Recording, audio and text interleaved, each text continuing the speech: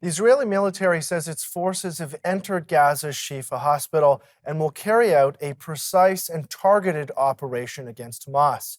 The IDF didn't initially release more details, but says it is taking steps to avoid harm to civilians and hundreds of patients and medical personnel that are inside. Joining us now is Eylon Levy, spokesperson for Israeli Prime Minister Benjamin Netanyahu, to discuss the latest on the battle over the Shifa hospital. Mr. Levy, welcome back on Forum Daily. Thank you. It's good to be back. Are you able to share with us any of the details regarding those steps that are taken to avoid harming the patients and staff that are inside the hospital?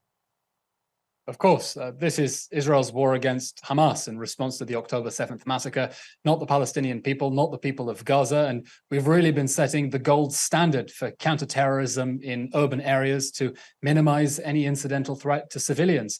I can tell you that not only for a month has Israel been urging and facilitating evacuations out of Gaza City. When our forces went into that hospital above the Shifa terror complex last night, they went in together with specially trained medical teams and Arabic speakers as well, to make sure that they're able to communicate effectively with the patients there and to make sure that we can deliver humanitarian aid to the people of the hospital. You know, over the weekend, Israeli soldiers hand-delivered 300 liters of fuel to the hospital because they'd been complaining that they didn't have fuel. Hamas had been leaching it for its own tunnels and bunkers under the hospital, and Hamas stopped the hospital from receiving access to that vital life-saving care. So now this morning, our soldiers delivered baby food, other medical supplies that they actually brought in a tank into Gaza City. And now they're able, together with the medical teams and Arabic-speaking soldiers we have there, to deliver that humanitarian aid without Hamas in the way to stop us. And there's been a lot of debate around whether or not the hospital is the headquarters for Hamas. What evidence can you share with us to support that claim that Hamas is using the hospital as a military outpost? First of all, this isn't just a claim that Israel makes that Hamas has a long-standing strategy of abusing hospitals to shield its military targets. The United States has also said it's convinced from the intelligence that Hamas hides under hospitals, and the European Union put out a very clear condemnation a few days ago against Hamas's use of hospitals and civilians as human shields. Now, so far, we have declassified a lot of intelligence pointing to the existence of a Hamas command and control node underneath the Shifa hospital. We've declassified our own maps showing exactly where the facilities are, where the generators are that are being used for Hamas's facilities. We've also released videotapes from interrogations of Hamas terrorists who were captured on October 7th, in which they say Hamas leaders and senior officials hide under hospitals, especially Shifa, in which they say that Hamas has its own ambulances that it uses to transport its own terrorists and weapons. And when asked, why do you use ambulances, the Hamas terrorist tells the interrogator, it's an astonishing quote, he says, the Jews don't bomb ambulances. So the evidence is there, and we very much hope that when conditions allow, we'll be able to bring the international media in there as well when it's safe to do so and show them the evidence of what Hamas has been doing under there. By the way, we've already taken foreign media to the Rantisi Children's Hospital, where we found underneath it a room we suspect was being used to hold our hostages, a motorbike that may have been used in the October 7th massacre, weapons as well. That's been broadcast around the world on major outlets, and I hope that operational conditions and safety will allow for the same to happen in the Hamas control center underneath the Shifa hospital. And so you're saying that the government will allow for journalists to enter the hospital if safety permits, or that your government will share additional evidence in terms of Hamas's military operations in that hospital. Is that correct? We understand we're going after the terrorists who perpetrated the October 7th massacre. We've been saying consistently for over a month that Hamas has spent the last 16 years embedding itself under civilian areas. We've already exposed the tunnel shafts poking underneath children's beds, the rocket launchers leading to clinics and to mosques. And we've shown the bunkers under hospitals, and I hope we can do the same for the Shifa hospital as well. This is, of course, I should remind you, still an active war zone, though. Of course. And what implication does that have for the NGOs and humanitarian organizations who've operated in that hospital for years?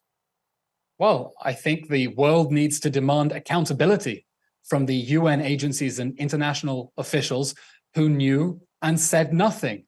because they knew this was Gaza's biggest open secret, that the hospitals were being used to shield terrorists, that they were transporting their own terrorists in ambulances. We suspect they knew and they did nothing. And I think that a lot of international officials are going to look very, very, very, very silly when the full evidence of Hamas's takeover of the Shifa hospital becomes available. And people ask, why didn't you say anything? You know, this isn't just a historical issue, it's ongoing now.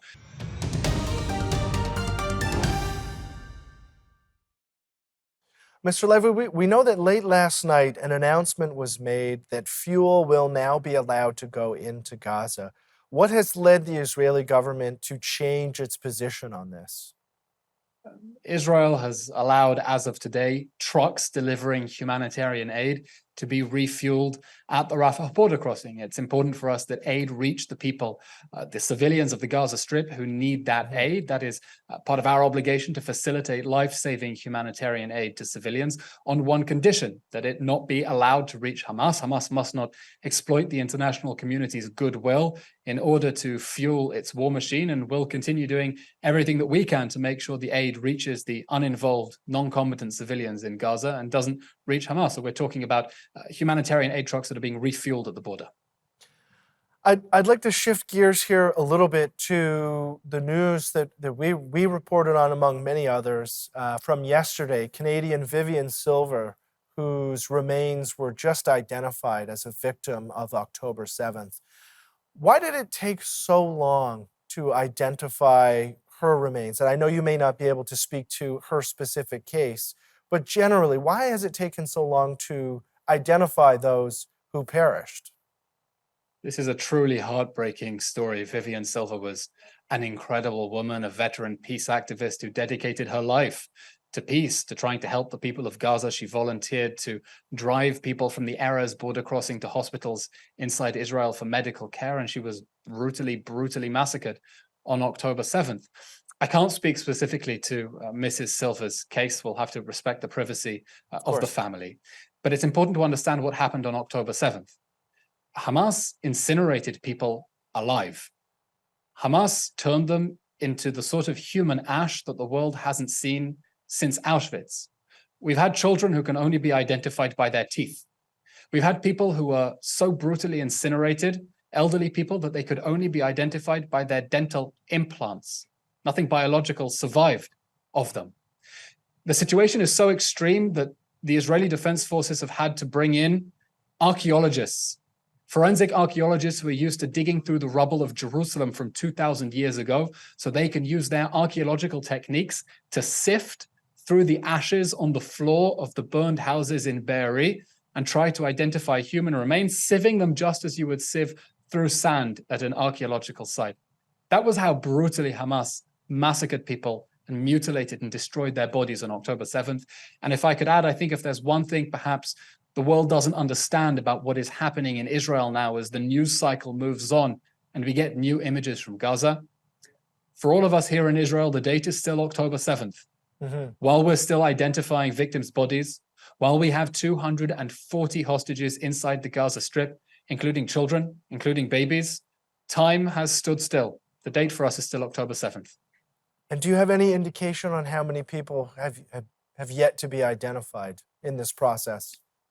I don't have exact numbers, but we're doing everything we can to identify all the remains. There are still people who are missing, of course, raising questions about whether they were abducted into the Gaza Strip or whether Hamas simply disposed of their bodies, burned their bodies to ash. It's a horrific, gruesome situation, and I can't believe we're even having this discussion right now. You've mentioned that the goal of the Israeli military is to destroy Hamas. Many would argue, understandably so. But what does Gaza look like? We have about a minute and a half left. What does Gaza look like in a world without Hamas? Well, we hope that the day after Hamas will give the Palestinian people new opportunities to take a different path that doesn't include terrorism. Terrorism is a dead end. And we hope that the day after Hamas, three things are going to happen. One, the Gaza Strip will be demilitarized. It will never again host a terrorist entity able to pose a threat to our people. Two, the Gaza Strip must be de-radicalized.